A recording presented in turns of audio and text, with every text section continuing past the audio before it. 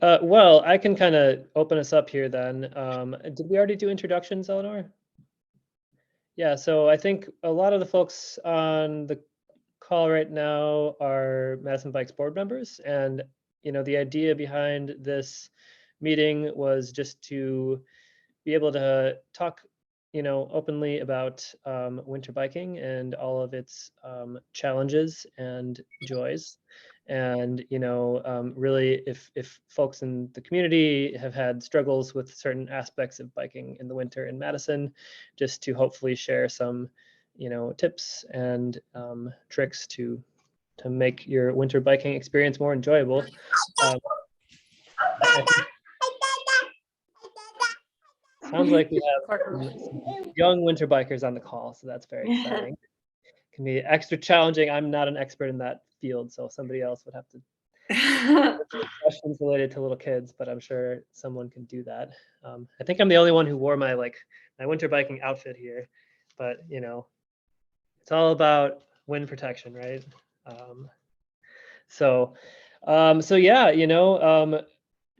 I guess we could start with, does anyone have any burning questions or comments about winter biking that they wanted to open up with? Well, I'll just say I was excited that this was happening because I've been out there for years and I feel like I'm often out there alone. And, I sort of love that. I feel hardcore and like, I got this, you go, girl. But it's nice to feel part of a community in regard to winter cycling and would just love to hear what other people have figured out and what your experience has been. So Kimberly, do you mostly commute in the winter, or do you bike recreationally in the I winter, or both? I pretty much everywhere I need to go, I'm on my bike. It's kind of trauma informed. I grew up outside New York City, and right after I got my driver's license, I went out on the highway, like 8-lane traffic, 85 miles an hour, and I felt like I was going to die. And I think since then, I've always preferred being on a bicycle than driving a car, or even being on a bicycle than being in a car. I'm an athlete too, so I just love moving. I do have Raynaud's syndrome. I don't know if anyone else, it's really common among women, especially. So I have it in my feet. okay. So hovering at 0, I need the hand warmers to make it work. So in the boots and my mittens. So that's my savior. I couldn't do it without the hand warmers. So Yeah, it's all about those fingers and toes, right? the extremities. Oh my Yeah, God. yeah, it's amazing what you said about safety, because I feel like a lot of the time winter biking gets this bad rap as this like terribly dangerous activity, but really driving in the winter is very dangerous. Oh, I feel Especially, safer on my bike, and often they, clear the bike paths before they clear the roads, which is yeah, yeah, it's pretty awesome that we have a city that, supports that. I mean, really, if you have the right clothes, a plowed bike path, yeah, I feel much safer than, sliding around on the roads with other vehicles. Mhm. That's awesome. Sorry, my wife is singing in the background. I headphones to connect. Okay, I'll just mute myself for a minute. But yeah, I agree too. Though it's like having that community of people who are biking with you is huge. I remember the first polar vortex here. Like I thought I was like a hardcore winter biker, and I saw somebody at like 5 in the morning out there, biking on the University Ave path, and yeah, it's always that reminder of like, oh, you can be doing this too. You know, definitely makes you feel less like a outcast, and there's power in numbers, right? So Mhm.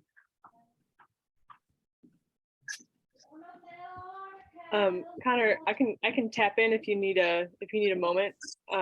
yeah, go ahead. Yeah. I don't know So how possible this. I mean, it's that's great. So my name's Eleanor, and I'm a member of Madison Bikes, and I'm gonna say one thing that's like hardcore cycle story, and then another thing of kind of where I'd like to improve in my winter biking, because I feel like there are definitely times where I could have biked in the winter and I don't, or there's an event that I'm like, I would go to that, but I don't want to have to get there, you know. So I think that there are areas that I can improve. So my hardcore biking story is that I first started to bike really in the winter, all through the winter, when I was an exchange student in Switzerland, and that's how I had to get to. My host parents were like, "This is what you're doing," and I was like, "I guess this is what I'm doing." And so then I came back and I felt really hardcore, and I was like, I can do this all the time. Um, and then last year I had and I had an incident, and it really didn't have to do that much with the weather, but and also this past year I had my brakes went out on me. I've had a couple of things recently, decades of nothing, 1 year of just like a couple things going where I'm starting to get nervous, and so I would like to get better about being able to bike, especially in areas where there isn't a bike path in the winter. Like when there's a bike path, it's no big deal, but on my route, especially to work, there are parts where the street is unavoidable. So if anyone has more pointers about how to not end up like shaking at work from your commute to work, that would be helpful for me to know. And then also glasses. Like I've heard some stuff about glasses. My strategy has always been to like use the wind in a strategic manner. Which if anyone has like an actual foolproof way to not get your glasses foggy, that would be super helpful. But I'm gonna pass off to Liz, if you're comfortable. Yeah, sure. So I can give I like this not great story and then a good story thing. This is good. So I learned that you have to be kind of careful when you put on your studs.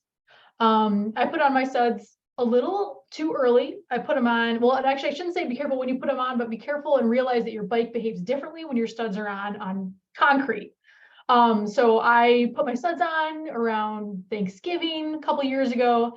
And I work on Henry Mall on campus. So I was cruising down University and I took a sharp right onto Henry Mall and didn't realize that the grip's not as good with your studs. And my bike just flipped out from under me and I went smack down my face right on the curb.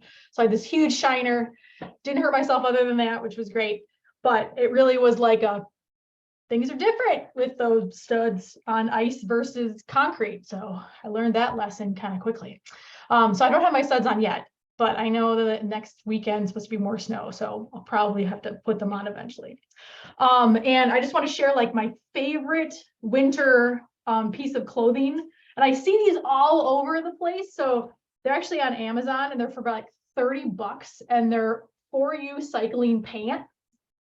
And like you can get them in all different sizes, and I have them in like 4 different sizes, and I just whip them on over my jeans or multiple layers. I have like an extra large, so it's really big. You just go over, but they're fantastic and they're fleece, and I'm always super toasty in them. So I know like a lot of people don't like to buy like additional like special clothing for the winter, and I know this is a little bit of a special thing, but I wear these things on. I commute winter all throughout the winter as well, and I wear these every commute. It doesn't matter if it's -5 degrees or if it's 35 degrees.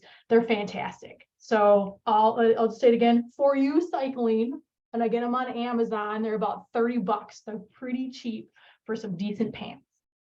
So let's see. I see Mark's hand, so I'm going to pass it on to Mark. Yeah, I was going to address Eleanor's comments about biking on the streets. One thing is to think about which streets you're on, trying to pick things that are lower traffic, or it might have a bike lane or something. But there's also some tips and tricks that I've come to use over the years and dealing with. The worst is you come out and you got a fresh 2 or 3 inches of snow, and pushing through that can be a lot of effort, especially with a wider tire. And it's really fresh. It's actually easier to bike not where the cars are, because that isn't packed down yet, and it swishes, your tire just kind of floats on the semi-packed snow, and it can make control a little bit difficult, actually a lot difficult. So in fresh snow, they haven't plowed the street yet, you're probably better off staying in the untracked snow. Once it's really been packed down well and the cars have worn a path through it, take the lane if you have to, and where the car track is. And in that point, then the looser kind of semi-packed stuff is next to the curb and you don't want to be there. After they get things plowed, and if you got a bike lane, usually it's pretty clear sailing and you're going to see ice spots and snow spots, but that's why I have studded tires front and back. I very rarely go down. And the last 2 times I did, it was a problem with the studded tires that the sidewall was going. I had a flat spot in the tire.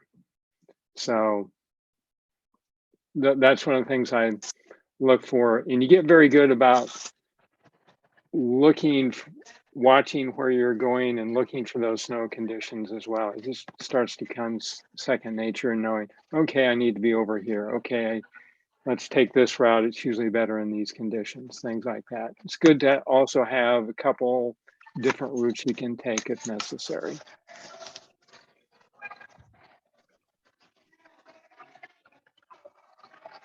Sorry.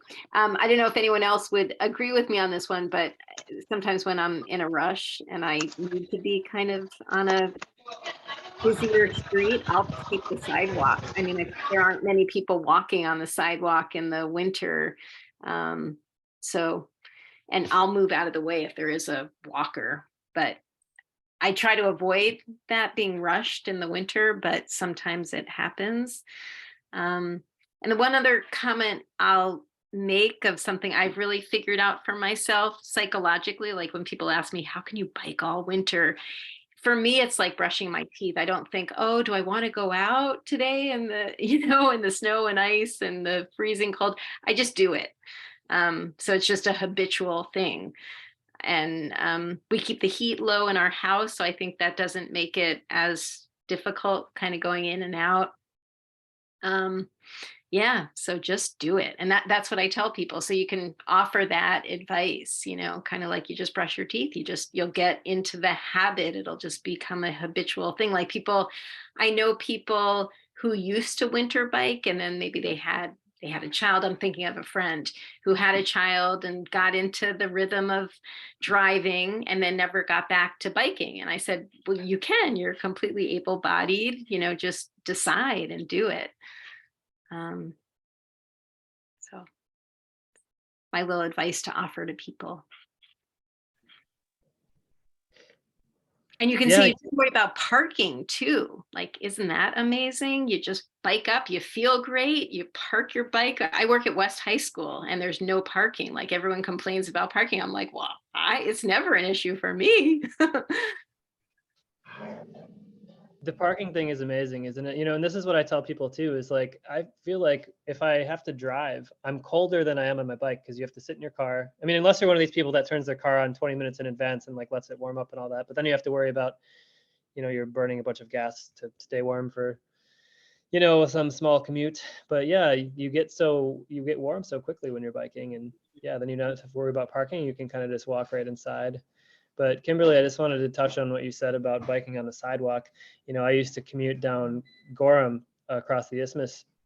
And I think Gorham and Johnson are similar in that, they're these streets that with the parked cars only being able to park on one side, they never really move all winter. So, the bike lane is just never very well plowed. Even with the wider lane now in Gorham, I mean, it's still just, it never feels super safe. So yeah, I think definitely, if you're in a situation like that and you've got a bunch of slush, even though you might technically be in a bike lane, yeah, it might be safer to just take the lane. And I agree with you, Kimberly, like especially on a street like Gorham or something similar where you have a long stretch of sidewalk without any intersections. If I'm going through James Madison, I'll just bike down the sidewalk. Just because if I slide out, I'd rather do it there than, if I was in the street. And of course, if you have studs, I mean, I've never went down since I started riding with studs. And there's definitely a learning curve, like everyone's been saying. But yeah, I definitely agree with that.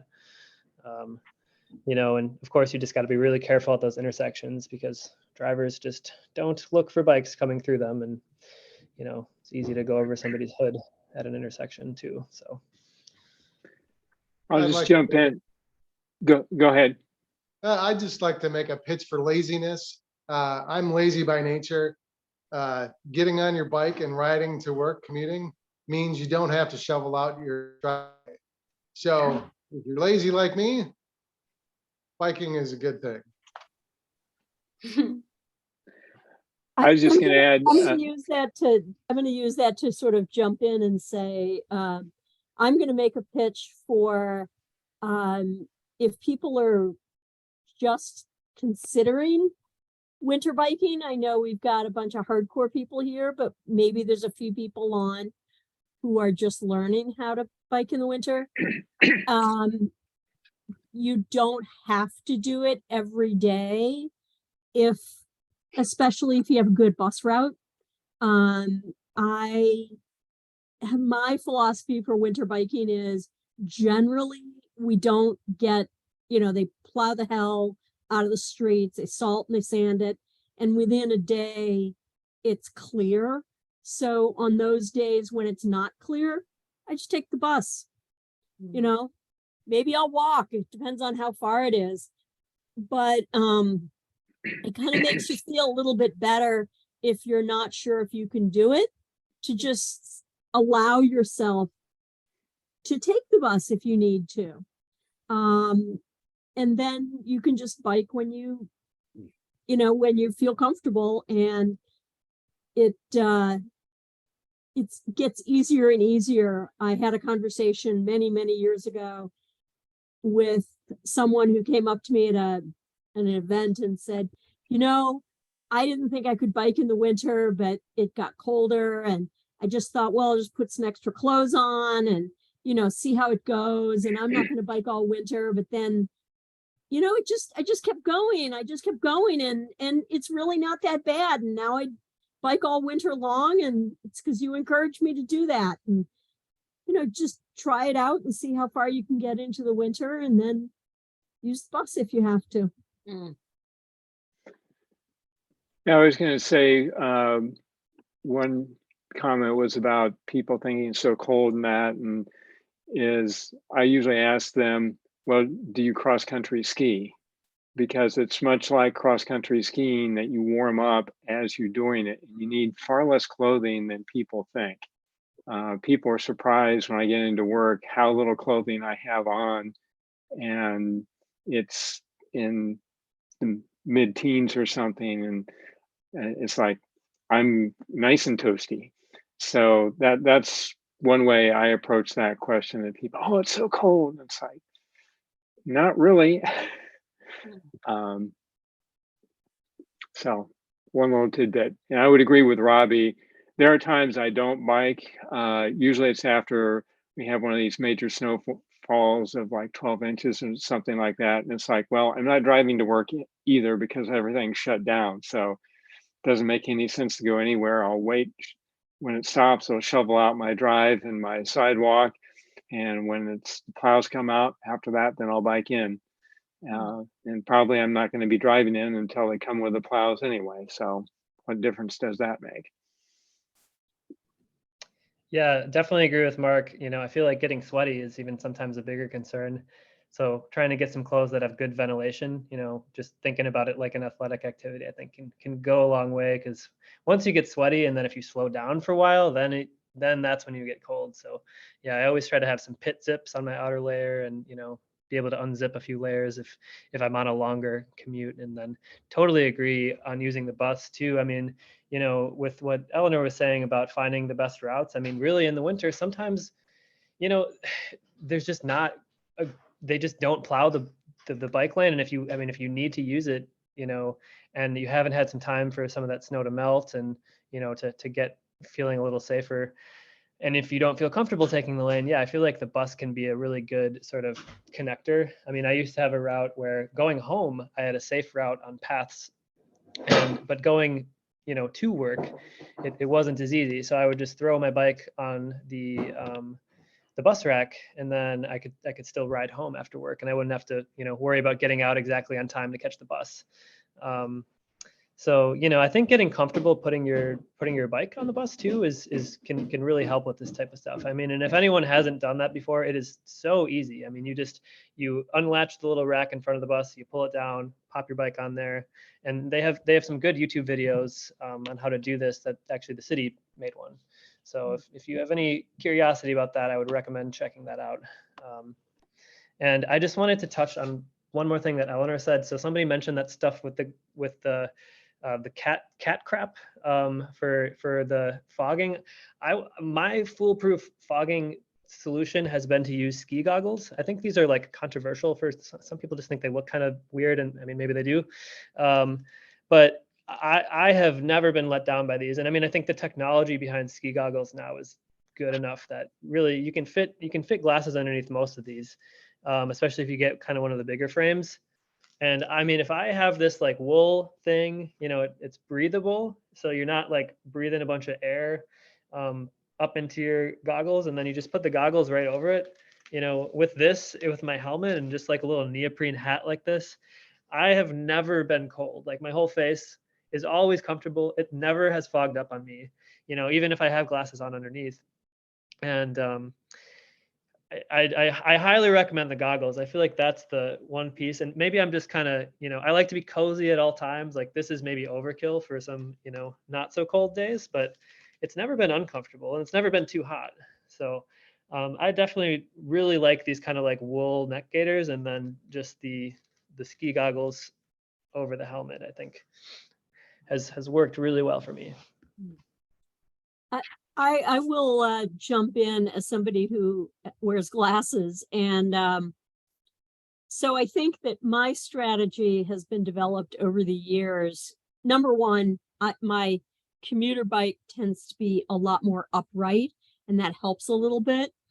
But I do wear one of those neck gaiters, partly because I've got some pretty mild asthma, but the cold air and the exercise combined can kind of, make it uncomfortable. So, but when I stop, if I have to stop for any reason, I pull the neck gaiter down so that hot air, warm air from my breath isn't being filtered up to my glasses. Mm-hmm. And then because I bike more upright, I'm not leaning over and breathing up into my glasses.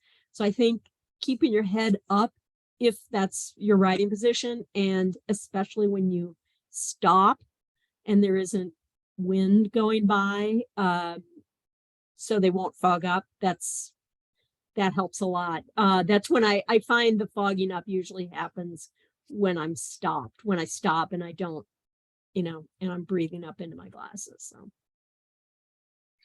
I'll offer a couple things about clothing. I'm someone who runs really cold.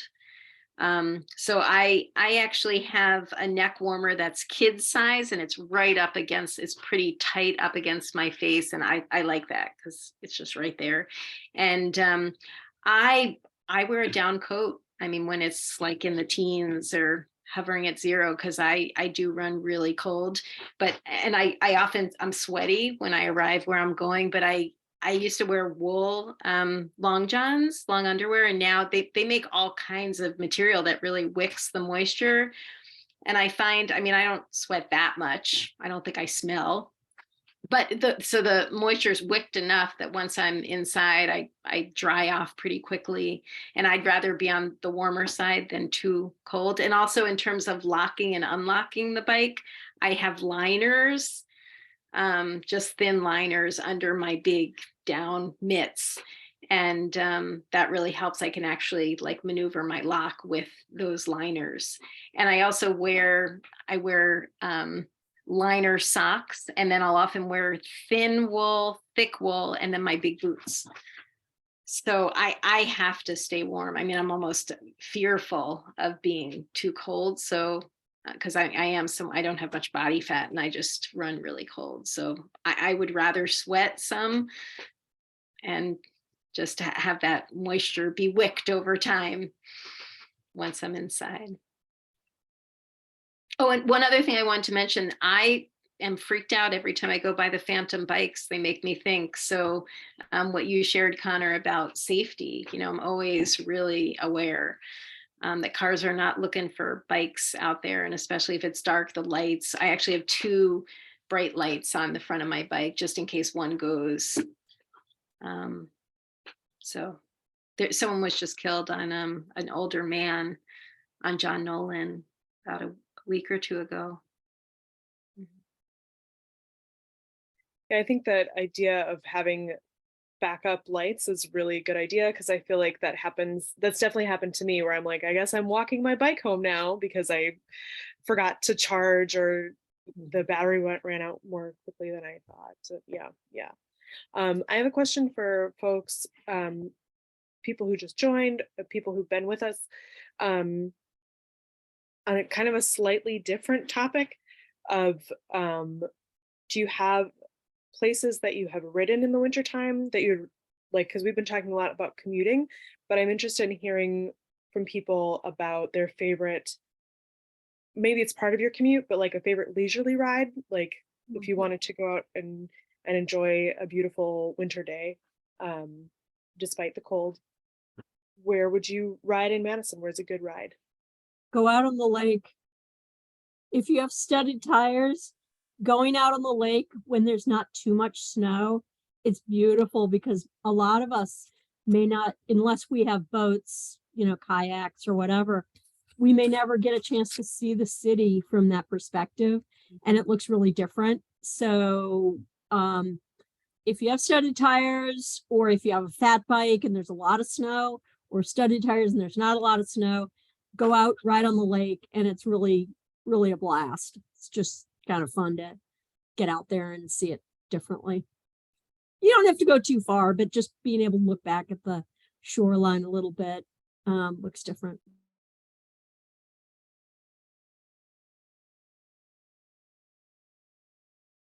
I find the Lake Monona loop to be satisfying.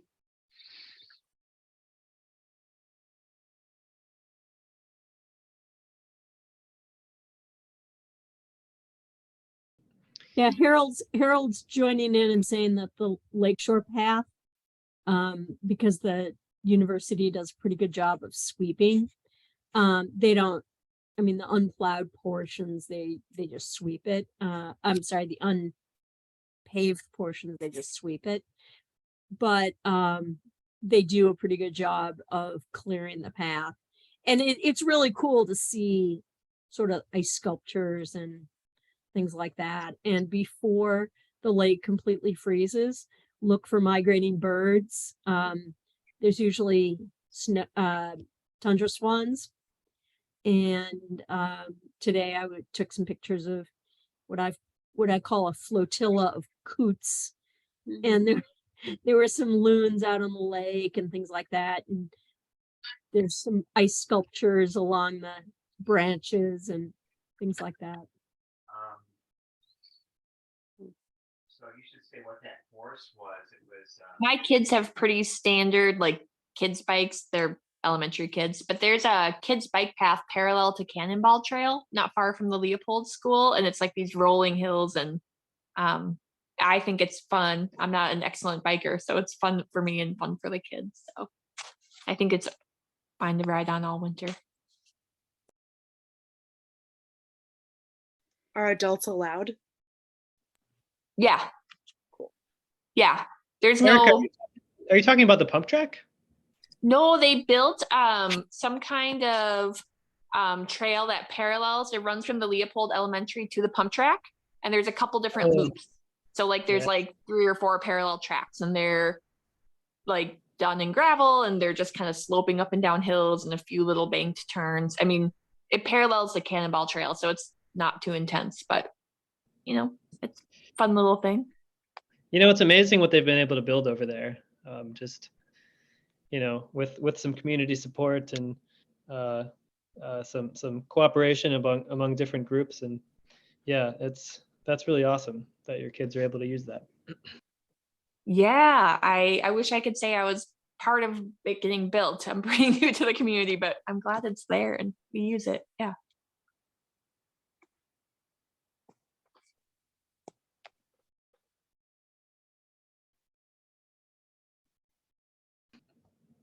Yeah, well, I would agree with Robbie. You know, it's really cool to be out on the lake, and I mean, again, like we've been saying, you know, as long as it hasn't snowed in a few days, usually the arterial paths are nice and cleared out.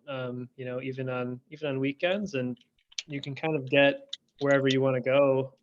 You just gotta, you know, again, prepare with the layers and everything, and yeah, I like doing the Cap City, you know, going over to Nine Springs area, and in the winter it's just really quiet over there, out by the poop plant, and um, you don't get quite as many migratory birds out there as you do kind of near the parts of the lake where it isn't frozen yet. But you know, it's still just it's nice to have a little peace and respite and be outside in the winter.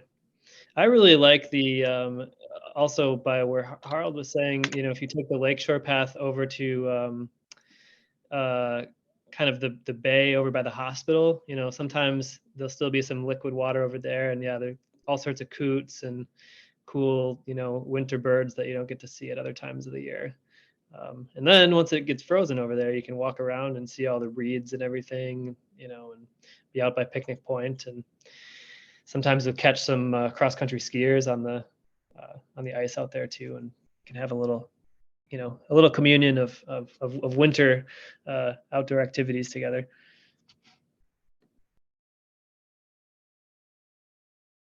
Speaking of winter outdoor activities, I know that there's one in the works, but I'm also interested to hear about other folks if there are specific events that happen in the winter surrounding biking that are either in Madison or in the surrounding area that you have participated in the past and would maybe like to participate in again, or events that are coming up this year, or events that you have been thinking about. You've always wanted to you wish that Madison had, but maybe doesn't right now. And yes, Liz, that's I'm trying to be like, yes. Oh, well, of course, there is one that Madison Bikes is sponsoring, the January 2nd. Weather could be really good, could be really bad. But the bikes, the no cars ride through the Winter Fantasy in Lights. And there's also going to be a little pre-party at the Sheraton from 3 to 5. And then the lights will start at 4:30 and that'll be until 8. So that's one that will be happening for sure. Thanks, Harold, for posting the link to that event in the chat. If anyone wants to come hang out with us and ride some bikes and look at pretty lights in Olin Park, it's going to be pretty great. We had to do some convincing to let parks know that yes, in fact, people do want to go ride their bikes through the winter lights, and not only people in cars want to go do this. So, you know, definitely come out and show them that, you know, yes, we are here in the winter, and we like to have fun, just like people who are driving around do. So it's gonna be a good time. Well, Harold, I'll put you on the spot. I know that you've done some fat bike racing. Is there a racing series that is around Madison or in Madison? I mean, other people can maybe know more about this. There used to be more races, some of them happening in parks, and they're no longer happening. Speaking of parks and what they do and do not do for biking, there is going to be one in February out in Middleton at Pleasant View or Blackhawk, I think. That's the only one that I am aware of. All the other ones are like regional and not in Madison. But yeah, I'm not a bike racer. I'm not really a mountain biker. But fat bike racing is kind of fun. I mean, I'm not good at it, but yeah, it is fun. It's really fun to watch too. Like I have no interest in doing any kind of winter racing at all, otherwise in the basement on my, anyways.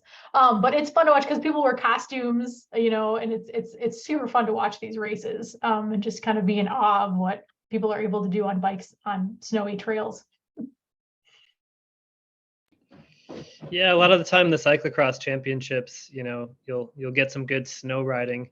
If you go over to the Trek headquarters for the state championship races, depending on the season. And I know they used to do a fat bike race on Lake Mendota in front of the Edgewater, and like pre-pandemic, it was supposed to happen, and it kind of just depends on, if the conditions when the lake freezes are good enough. But I would love to see that come back again. I don't know if it's in the works this year. Yeah, it sounds like Harold is nodding his head no.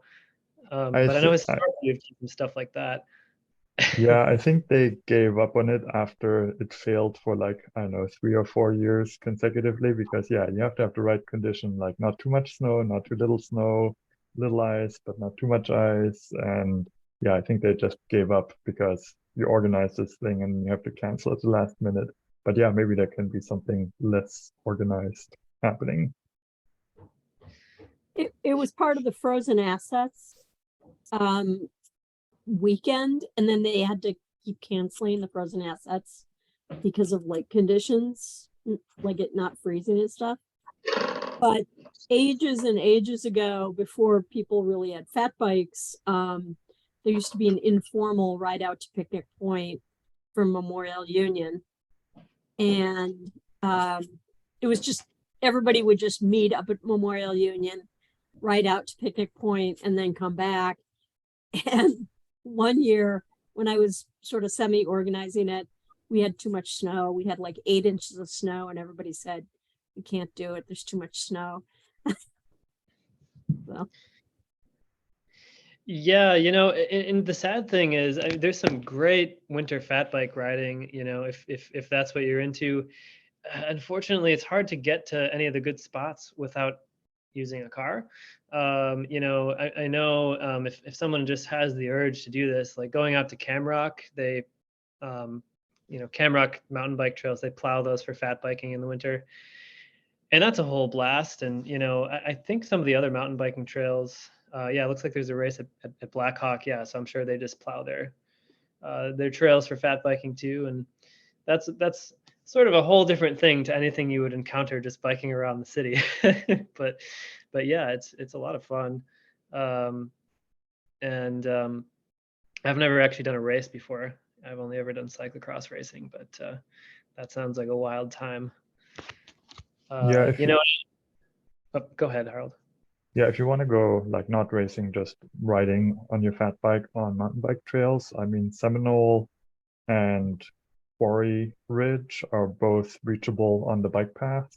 So I'm not a mountain biker and all, but in the winter I will sometimes bike out there on the nicely plowed path. And then, yeah, trails are usually prepared in the winter and you can do a couple loops there and it's pretty beginner friendly if you want that.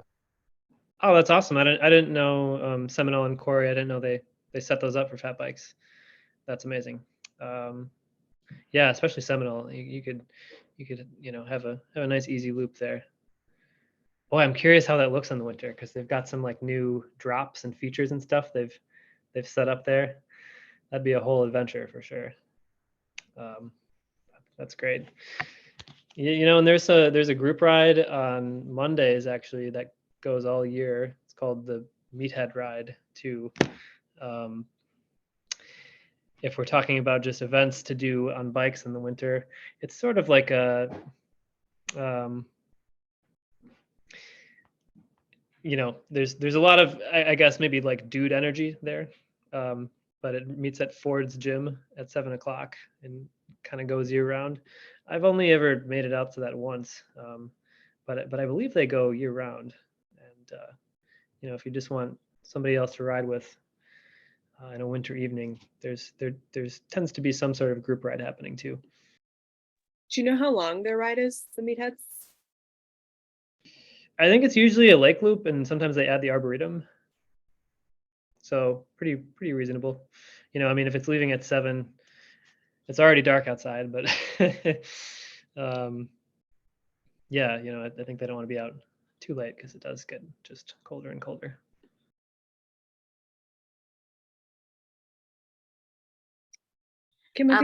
Sorry, I was muted. When is Bike to Work Week? Does anyone know offhand? Ooh, You the mean the international Winter Bike Week? Yeah, is that February? The International Winter Bike to Work Day? Thinking, yeah, usually it's mid-February. Will those events be posted anywhere? What's happening with that? Yeah, February 10th. So we're for sure every year, well, the past couple of years we've done it. We'll do probably some kind of bike station on February 10th for that specific day. I'm not sure if we're going to do things for that week. Depends on how much energy we have. But that would be definitely, we'll let you know in the weekly updater and on Facebook and the community page for sure, and on the website.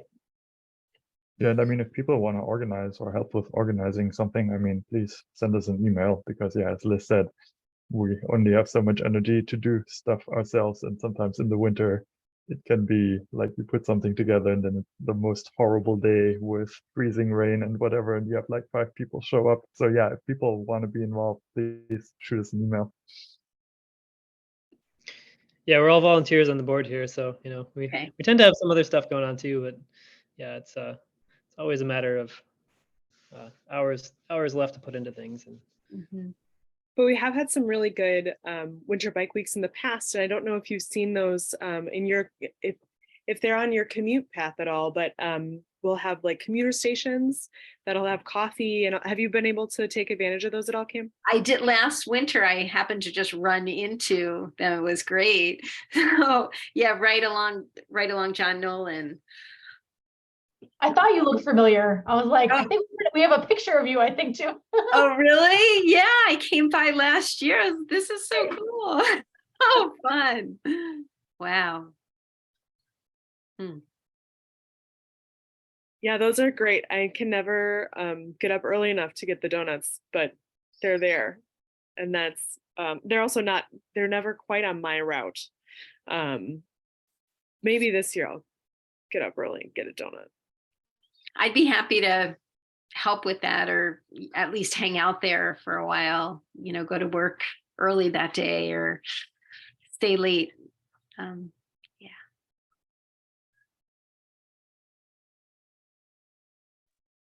That's excellent. I think we have your email because of the Zoom. Is this true? Oh. Do we have your email because of the Zoom, or no, we don't?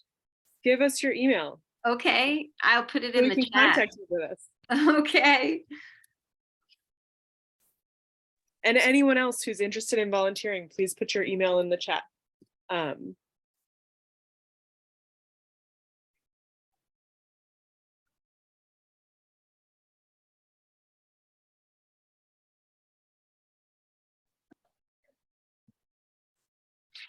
There was also a winter bike fashion show. Has that come back? Is that happening? Do you know this winter? It's not this. Yeah, Mark just answered. Yeah, not this year. We haven't brought it back quite yet. We all didn't feel 100% comfortable being indoors kind of yet, but I think the idea is that it will be back in the future. That was great. The last one I went to, there was art there too that was sold. That was super cool event. That was wonderful. I'd be happy to help make that happen in the future. We also last year we did an event in collaboration with parks where we just had a gathering and sort of a meetup out at Tenney Park. So there is a shelter there, but people could be outside if they felt more comfortable. And it was just an opportunity for people to get together and have a discussion kind of like this, except you could actually see people and, have a more natural discussion about biking in the winter. And we also had a bus out there so people could practice putting their bike on the bus, which is always popular. So I'm seeing a couple things in the chat here, and maybe we could address those from some of the folks who haven't really been speaking as much. So Thomas is asking, does everyone have a dedicated winter bike? I think that's an excellent question.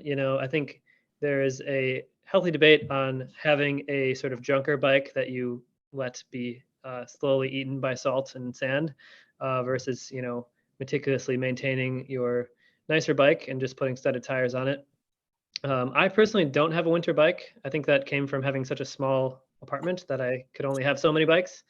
And I didn't want to keep anything outside. But that's just my personal preference. So no, I would always just clean it off anytime I'm, riding in really nasty conditions, and lube everything up again and make sure my brakes are nice and clean. But yeah, I think a dedicated winter bike can save you some time and effort if you don't want to regularly maintain your bike, because the salt and sand will destroy your brakes and your chain and your gears over time. So I don't know if anyone has any other thoughts about that topic. Yeah, I have a separate bike for winter, and I have done that for a long time. Actually, when I first started winter biking, I specifically got a bike for that purpose, and help with some of the wear and brakes, especially for the rear wheel.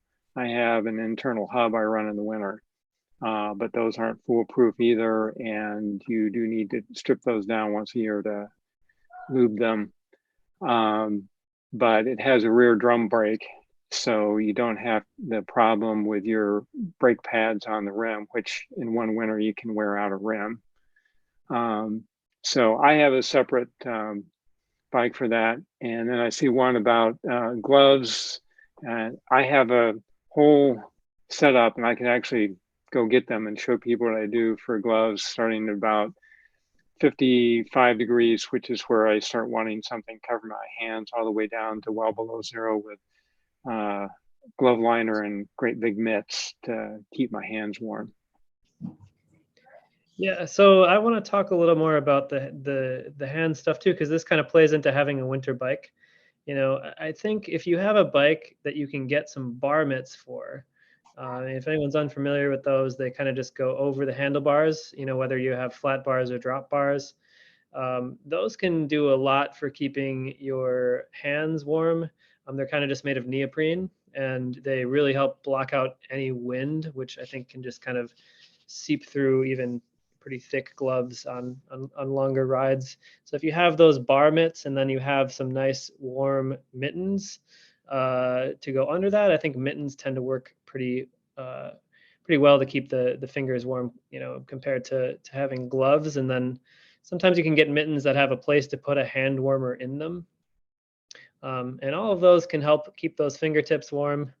But yeah, I think it's just sort of like anything else, having sort of a layered system, where you have those bar covers and then some, mittens, and then even having some gloves under that, making sure you don't let your fingers get constricted, because if you're cutting off blood flow, then you're going to get cold.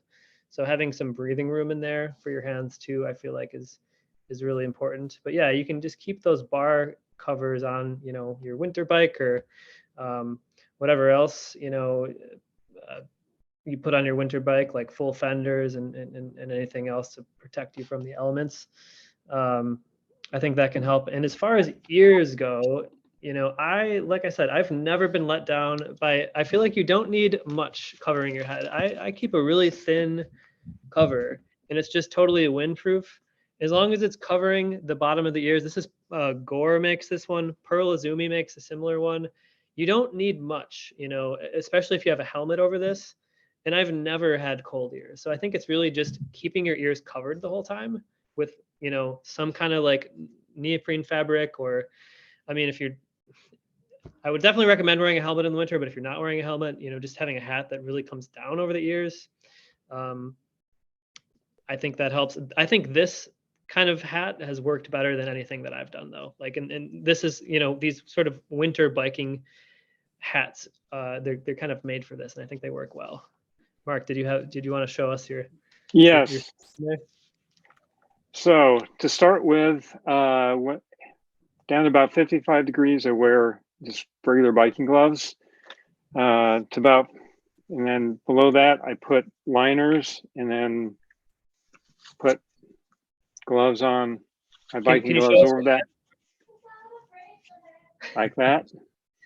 So that's what I wear down to about maybe 40 degrees. Below 40 degrees, have these gloves. They're not as warm as I thought they should be. They get me down to about 30 degrees. And then I got these lobster claw gloves, and those will take me probably down below 20 degrees. And I can push those down even lower. You can take the liner and then put these on. This will get me down into the single digits. And then I can actually go one better. I got an over mitt. It goes over this. This will get me below 0, probably 5 below or so. And then for the ultimate, 5 below and lower, I'll probably do this because I do the same trick that Kimberly does, where I like to have a liner on really cold days to lock my bike up.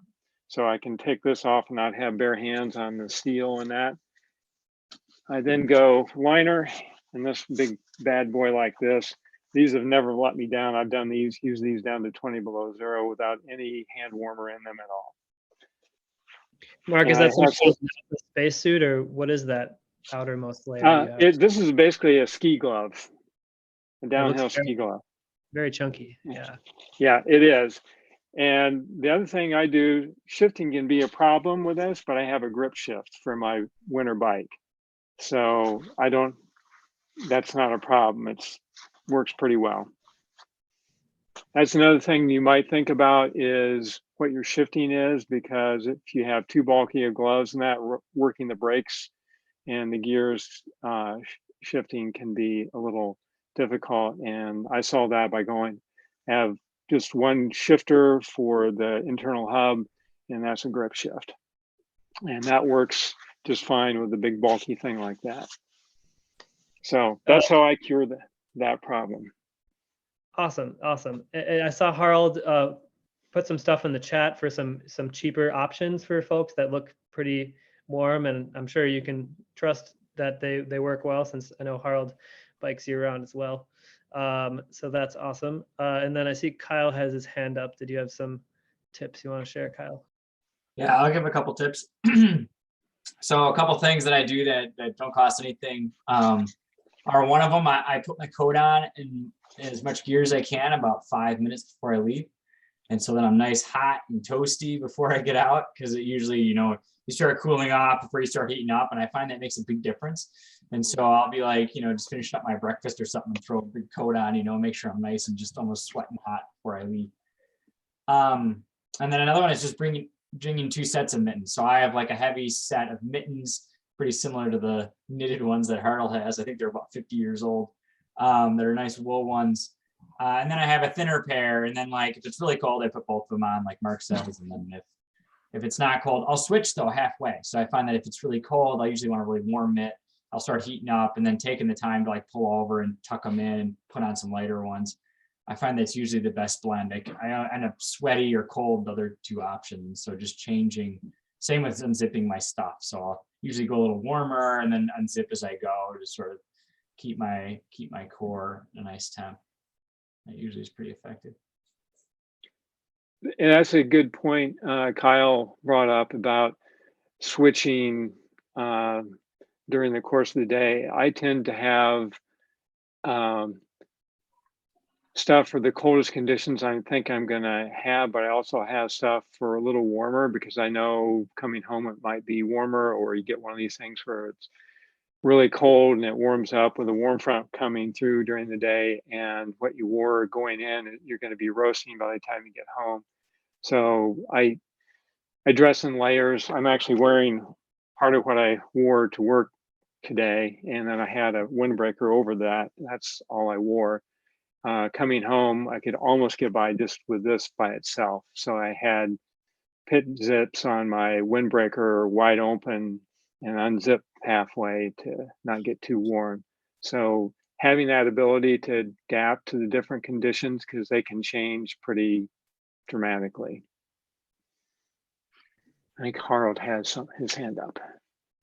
Yeah, thanks. A couple people have mentioned chemical warmers, both for hands and for feet.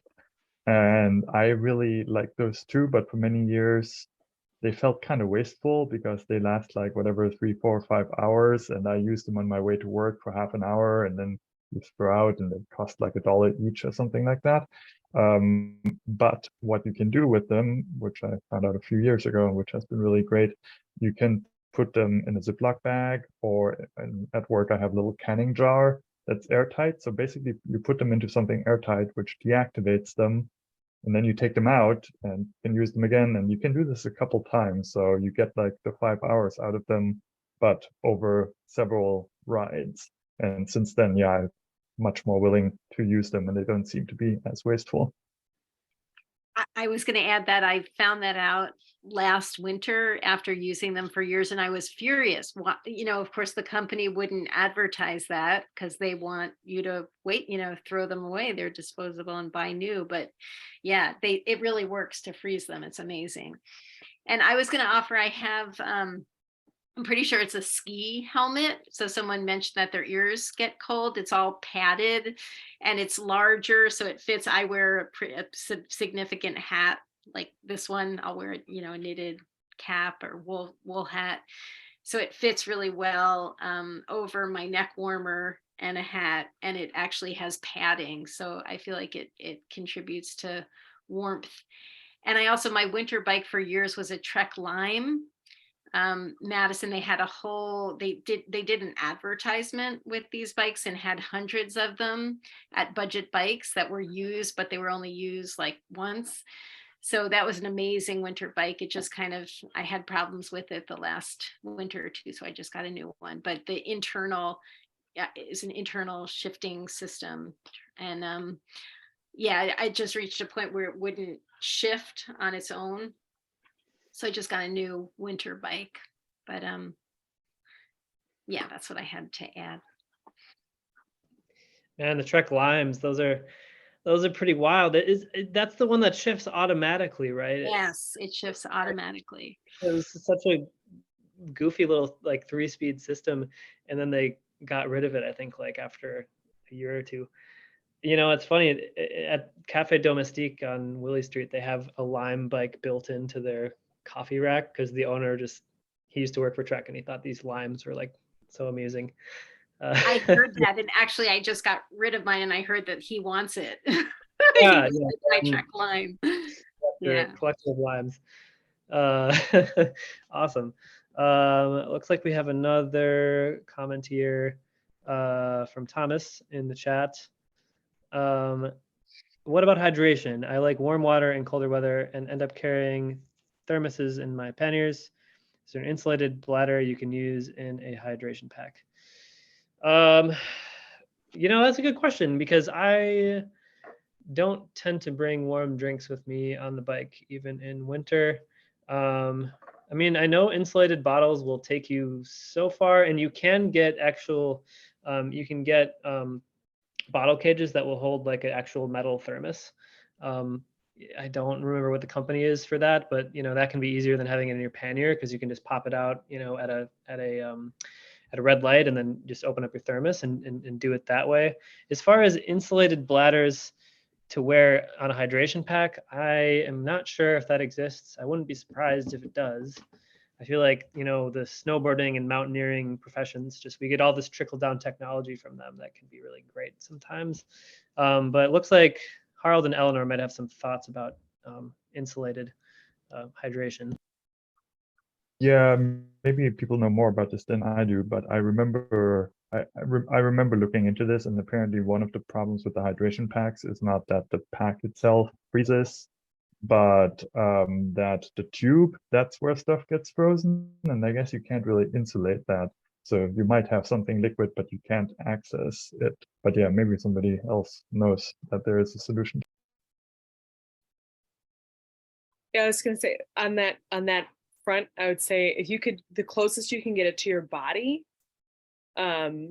So instead of putting it in like a backpack that's exterior to everything, putting it close to you and I haven't had this experience biking, but I've had this experience camping.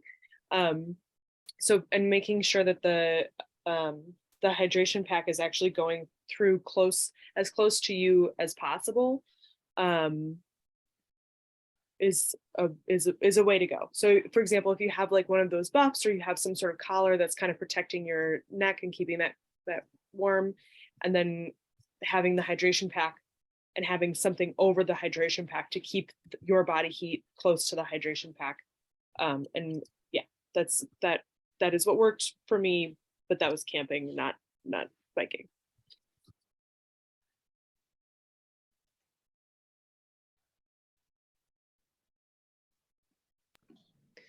Yeah, if you're really set on using a hydration pack, I mean, I know I've seen like neoprene covers for the actual hose itself that I think are designed for those situations when you're camping and it's cold, kind of like Eleanor was talking about. But yeah, I would imagine it would freeze pretty quickly, especially if it's exposed to the wind at all. But I don't know, you might just have to experiment with that, a little bit. And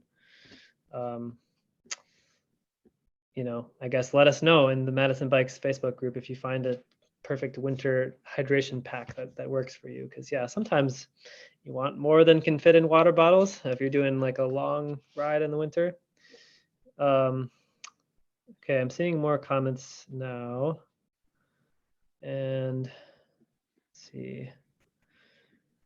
Okay, looks like Harald found a bottle cage for the thermos is linked in the chat. So if you have any interest in using a thermos, you could hook that bottle cage up to your bike, and you can at least have one nice warm drink with you. So it looks like Jen asked, any tips on keeping the drivetrain clean if you don't have a dedicated bike but don't have a ton of time to clean your bike after every commute? Boy, good question. I feel like, and I can speak to this, and if other people have experience with this, feel free to speak up too. But again, I used to really still I only have one bike that I use for pretty much everything, and I just put studded tires on it in the winter.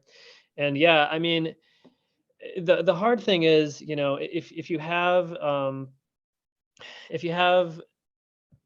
salt and sand and stuff on your bike, I mean, unless you get it out of there, it's not really going to go anywhere. So it's going to just start grinding on your drivetrain. I think one thing as far as corrosion goes that I've heard people have had better luck with is, if it is winter,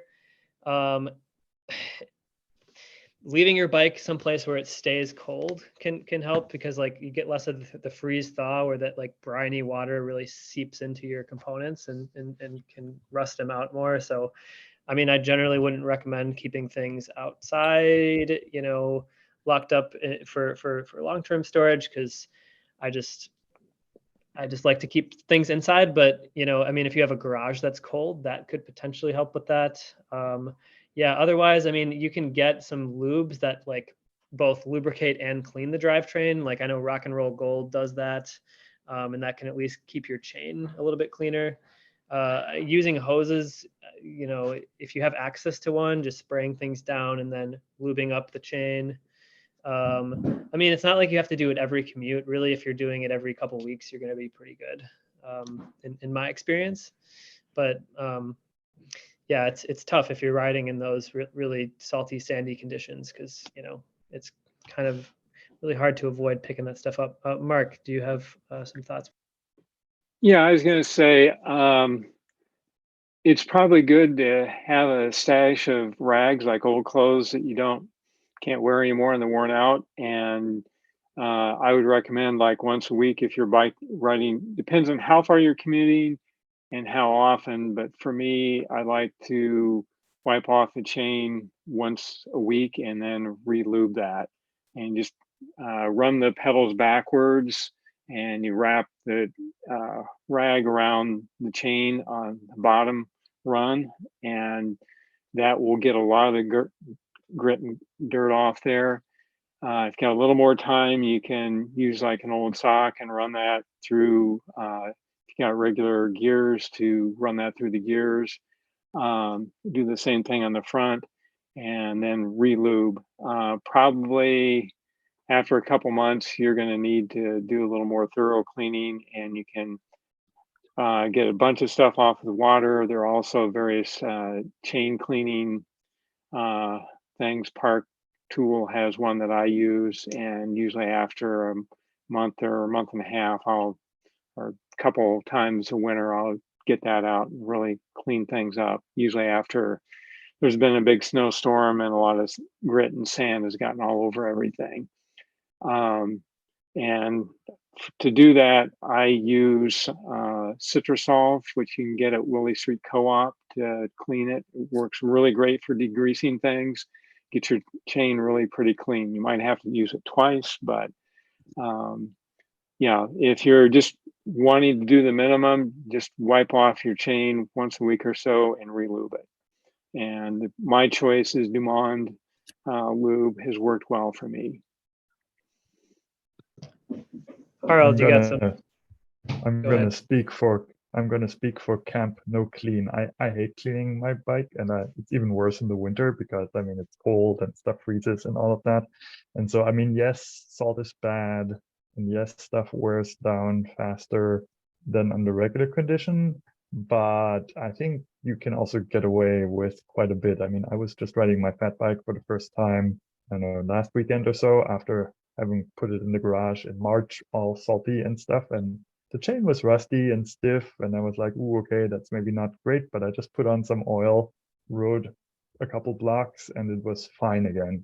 So, I mean, if you have the energy to clean your bike, great, but if not, I mean, a chain is also only, what, 30 bucks or so. And yeah, so you can get away maybe with less cleanage. I was just gonna say, the Madison Bike Center will want us to remind you that they have a bike cleaning station inside. So if your bike gets really gross, you can go in there and clean up your bike. It's kind of like a bike shower. And I don't know whether that's for members only. I have no idea. I don't know what their price schedule is, but maybe you can try it, even if they try and reserve it for members. I don't think they have a line of people using that thing. So that's another thing you can do to clean off your bike. I need to say goodnight. This was a great meeting to be a part of. So thank you all. Good to see you. Yeah, thanks so much for coming out. All right. We'll see you Bye. on the. Bye. Yeah, and as far as the shower method goes, I just want to mention something about that too. If you're ever going to like hose your whole bike off, definitely make sure you're at least trying to dry it off and lubing up your chain afterwards, because otherwise, I mean, it'll get rusty as it dries too.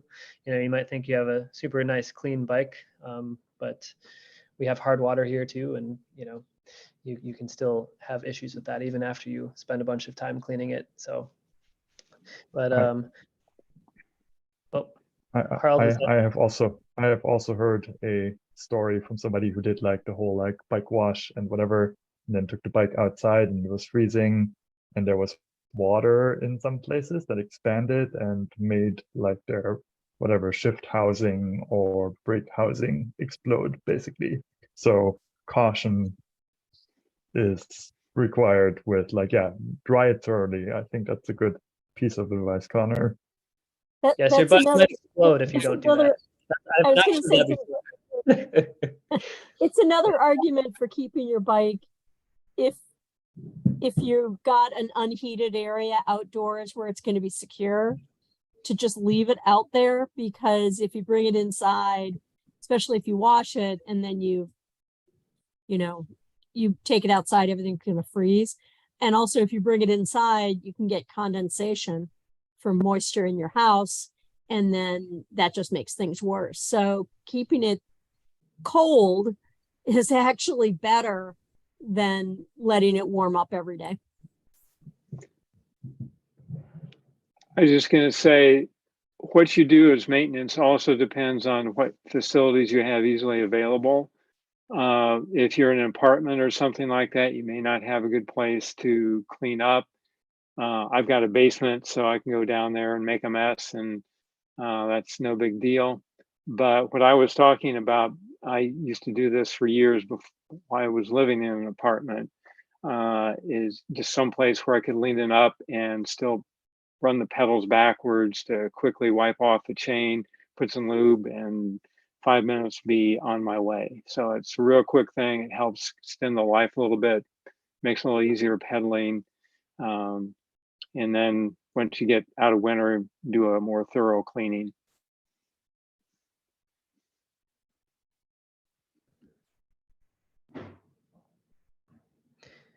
Yeah, you can get by with pretty little, I think, and a little goes a long way as far as keeping your chain going. And I've had a much better luck with disc brakes in the winter. I could just say that I mean, it's pretty hard to keep like Mark was saying, you can kind of go through rims pretty quickly, scraping the sand against them. So, your disc brake can tolerate that a little better, I think. And of course, it's a little bit cheaper to replace too. So I would definitely vouch for disc brakes. It's definitely for braking performance in the snow too.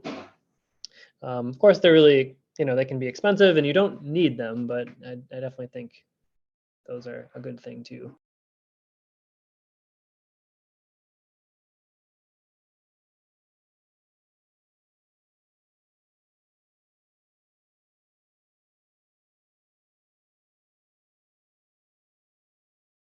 There are people we haven't heard from.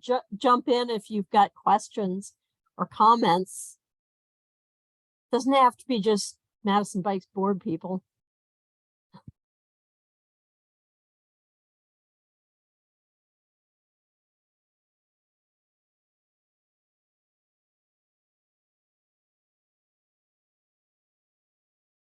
We got Harold again with hand raised there.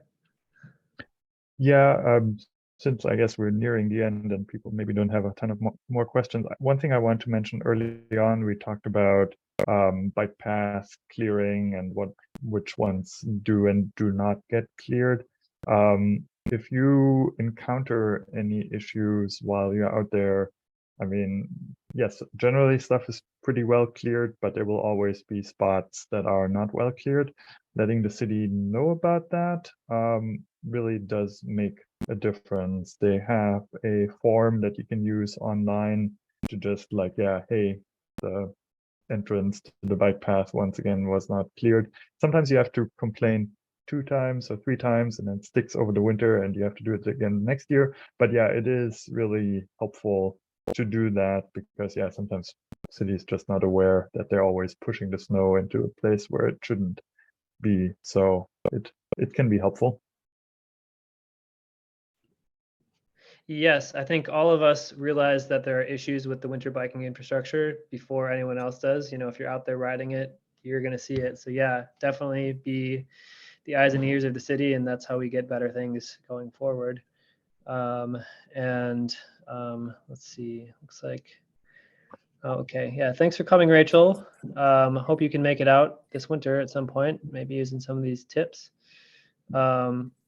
Yeah, it looks like Harold threw the reporter problem in the chat. And on the same topic of places to bike in the winter, I just want to, throw out, if anyone isn't familiar with it, the Dane County bicycle map. It's the GIS map. And if you're not familiar with kind of like the main bike path network, and you're like, I want to get someplace by bike, that can be a useful tool if there's maybe some section of path that you're not aware that exists.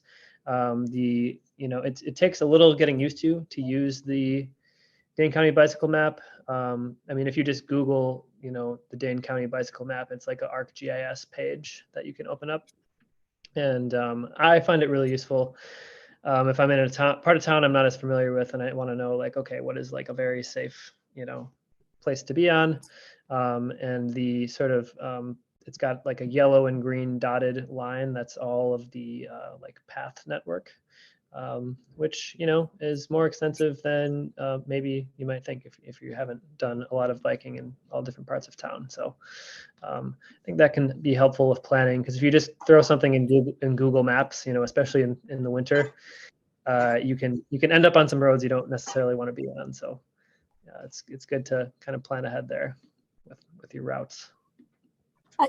I was just gonna jump in to remind people that as far as getting equipment that you need, clothing at least, I've had pretty good luck at getting stuff at the Hoofers sale, which is this weekend at Memorial. I think it's Memorial Union. Maybe it's Union South. And you don't have to be a member of Hoofers. You don't have to be a student or associated with the university. And I've gotten gloves and hats and headbands and goggles and all kinds of useful things, and it's a lot cheaper than buying it new. So that's one place you can go to check out things you might need. So Okay, I'm gonna add to that and say we didn't really talk too much about visibility. This is my mitten. This is the outer mitten that both blocks the wind and is more visible. I try to keep that, like, I want to be seen out here. And another thing that I'll do is I got an extra large from the Restore. They had surplus. All I can think of is crossing guard. Safety vests. Thank you, safety vests. So you can just pop that over instead of buying a whole jacket, which is also a great idea. But and those really brightly covered warm coats and things too are, I think you can get them really nice and like sleek and trendy and from really awesome bicycle shops, but you can also get them from like Menards, and they'll be thicker. They won't be as like cycly, but if you're only biking, a couple miles here or there within Madison to get groceries or whatever, those can be helpful and warm. You can get head to toe blaze orange in Wisconsin. Yep. Yeah, I second what Eleanor said. It's nice to be able to just put like a high vis vest on, so you don't have to invest in like a whole high vis. You don't have to like go all in on high vis even when you're not on your bike. Which of course, being a pedestrian, high vis is good too. But yeah, I like the vests too, and just putting high vis stuff on my bike. A lot of the studded tires, like the Schwalbes, they have high vis sidewalls, which is really nice, because then if there's car lights, you just light up like a flash bulb. And you can tell that it's a bicycle because it's two wheels that are lit up. But yeah, high vis along with those extra lights, you'll do okay even when it's dark out. So even if it's not nighttime, we get these gray, low sun days, and so you really stand out having those brighter colors. I notice it when I'm walking, when I'm biking, when I'm driving, when I'm on the bus. It really makes a huge difference when everything around you is gray to see something that's orange or yellow or green. That makes a big difference, and keeps the motorists, kind of gives you a little extra space. They seem to give you more space when they see you.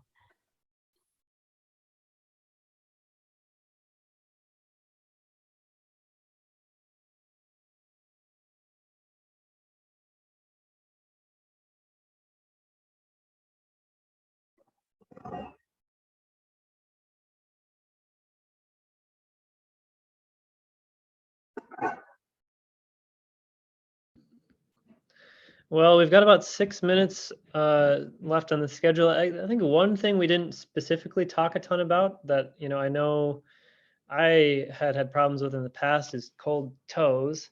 Obviously, like the same principles with cold fingers apply. But yeah, I would just throw out my strategy with that. I have found that it's a lot of it is having enough room in your boot so that your toes don't get constricted. If you have tight shoes that you're wearing, even if they're windproof and waterproof, I feel like I get numb toes with that. So I found kind of like a looser winter boot can go a long way, and if you have that with like a thick wool sock, it's pretty hard to go wrong. And yeah, I don't know if anyone's had any struggles with that or other thoughts about that, but that does seem like part of the equation here. And of course, grip on your pedals too can become a challenge in the winter depending on how your bike is set up. So also something to think about. Mark, I see your hand up there. Yeah, I earlier was mentioned about Raynaud's syndrome. I have that in my feet after a bout of the flu. Another reason flu can cause long-term problems. And I got nailed in 2014 with that. And before that, I could bike to 20 below and my feet never bothered me. Good hiking boot with 2 layers of socks, and that was good. Now below about 18 degrees, I have to start putting foot warmers in there. I've tried some heated insoles, but the things never worked very well, at least the ones I got, and they weren't that warm. So I've not been using those, and I have a preferred brand for the foot warmers, the Grabber. They're made in the US and they actually last as long as they say in the package. The Yakimas, those don't last as long, and they tend not to last as long as they say on the package. So I go with the Grabbers. They'll last a good 5 hours, and I've been doing what Harold said about putting in I actually double Ziploc in them because occasionally one of them gets a hole in them. But I usually get a number of uses out of those, and as they start to fade, I'll do sometimes really cold. I'll put one foot warmer on the bottom of my foot and one on the top, and you definitely need more room in your boots to be able to do that. Harold, you got a hand up there. Yeah, so for cold feet, one thing that I have discovered a couple of years back, you may be familiar with neoprene, I guess, toe warmers that in theory are supposed to go like, if you're a road biker and like it's a little chilly, you put them on the outside of your shoes. And so I had some of these that were like way too small, and I was like, why don't I just put those around my toes, like over the socks and inside the shoe? And actually that has worked pretty well, because it's usually like the toes that get cold. So you just add one extra layer of insulation around your toes. I mean, I'm not sure what that does to circulation, but yeah, that seems to work for me. And the cheap version of that I because I lost them or couldn't find them at the beginning of winter, and I took some tan cozies, which are not really neoprene, but they're also kind of foamy kind of stuff, and put those around my toes, which didn't work quite as well, but worth trying.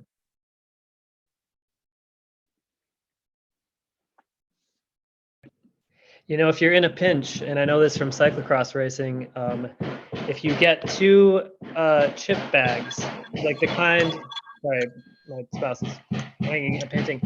If you get 2 chip bags that are the kind that they have like the aluminum foil on the inside, and you put those inside your shoes over your feet, they act sort of like an emergency blanket, and you can get some extra warmth to your toes. Doesn't work amazingly well if it's really cold, but I've had to do that before, if I haven't planned correctly. So, maybe keeping a couple of those somewhere on your bike, they store pretty easily, can be a something that helps in a pinch.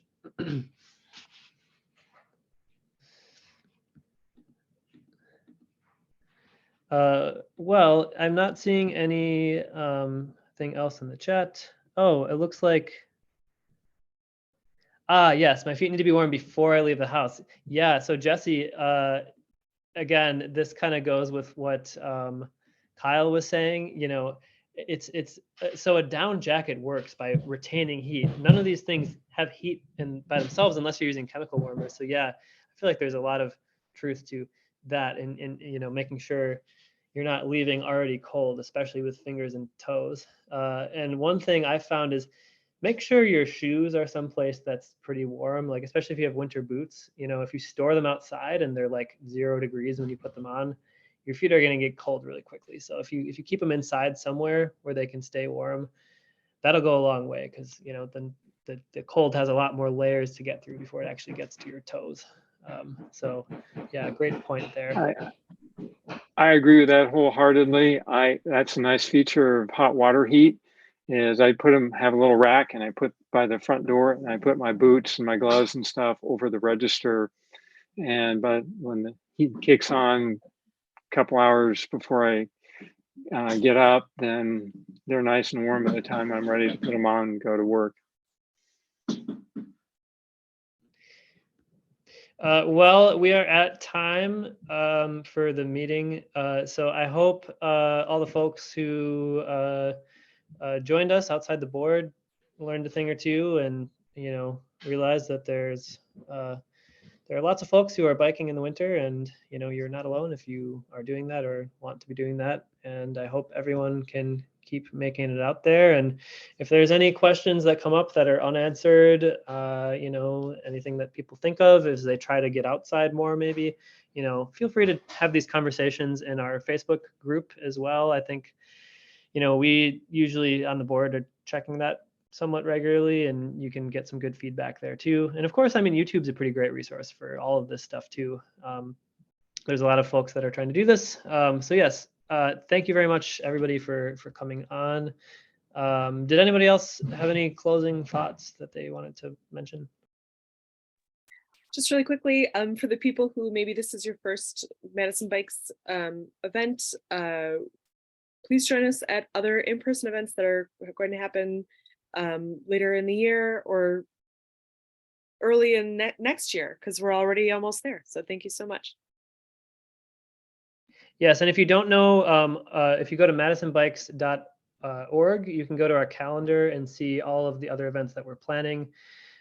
We do things that are in person and are more fun than Zoom meetings with some regularity, and we're trying to get more into that as things evolve. So Even all right, more fun. Yes, more even fun more still than the Zoom meeting. Yeah, and Harold, our weekly update. Yeah, thanks, Harold. We also send a weekly email update that has all of this information and anything else about biking in Madison in it, so you can sign up for that too. And yeah, I think we can leave it at that. So yeah, thanks for coming, everybody, and we will see everybody outside at some point, hopefully. All right, well, take care, everybody.